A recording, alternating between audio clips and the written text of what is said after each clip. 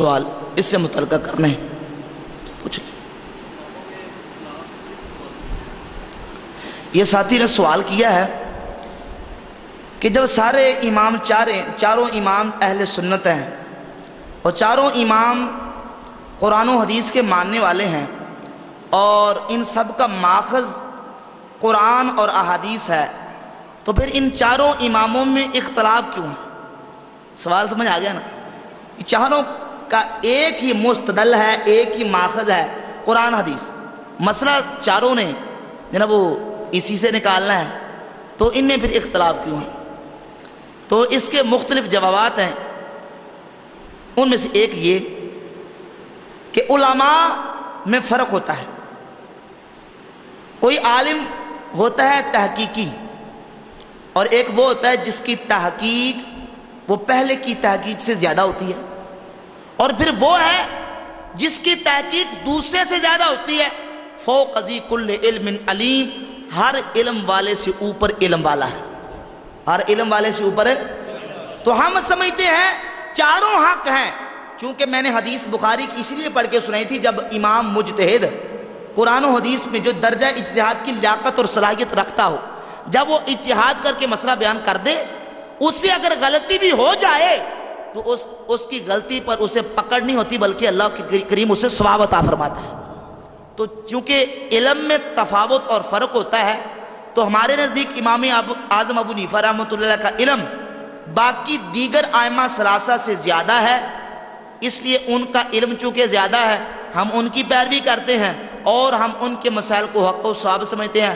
باقی جو ہیں وہ بھی اپنی جگہ پہ حق ہیں، ان کی پیروی ہم نہیں کرتے، اور ان کا علم زیادہ، علم کے تفاوت کی وجہ سے ان میں اختلاف ہے، نمبر ایک۔ نمبر دو، ان چاروں ائمہ کا مسائل میں حل جو ہے وہ مختلف وجوہات اور ان کے اصول اور ضابطے مختلف ہیں۔ مثلا امام شافعی رحمۃ اللہ علیہ کا طریق یہ ہے، وہ کہتے ہیں کسی مسئلے کا مجھے حل تلاش کرنا ہو تو میں حدیث رسول دیکھتا ہوں، مجھے حدیث مل جائے اور حدیث ہو صحیح، حدیث کیا ہو بس اس پہ عمل کروں گا، باقی کو چھوڑ دوں گا۔ باقی کو سمجھ آ رہی نا؟ یہ ضابطہ امام شافعی کا۔ امام احمد بن حنبل رحمۃ اللہ تعالی فرماتے ہیں کہ میں دیکھوں گا کہ اہل مدینہ کا عمل حدیث کے کس قدر موافق ہے، تو جس حدیث کے موافق اہل مدینہ کا عمل ہوگا میں اس حدیث پہ عمل کروں گا۔ سمجھ آ رہی نا بات کی؟ جس حدیث کے موافق اہل مدینہ کا عمل ہوگا میں اس کے موافق عمل کروں گا، اور وہی مسئلہ ان لوگوں کو بتاؤں گا۔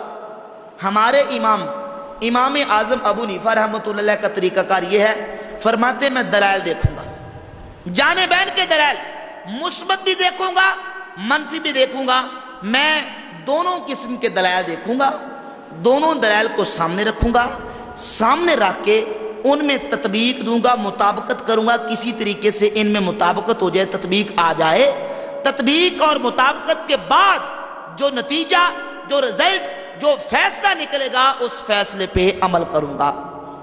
تو اب چونکہ ائمہ کے قرآن و حدیث پر عمل کرنے کا معیار اور ان کا انداز اور ان کے قانون علیحدہ علیحدہ ہے، اس لیے ان کے مسائل بیان کرنے میں فرق ہے، ان کے مسائل بیان کرنے میں فرق اور اختلاف ہے۔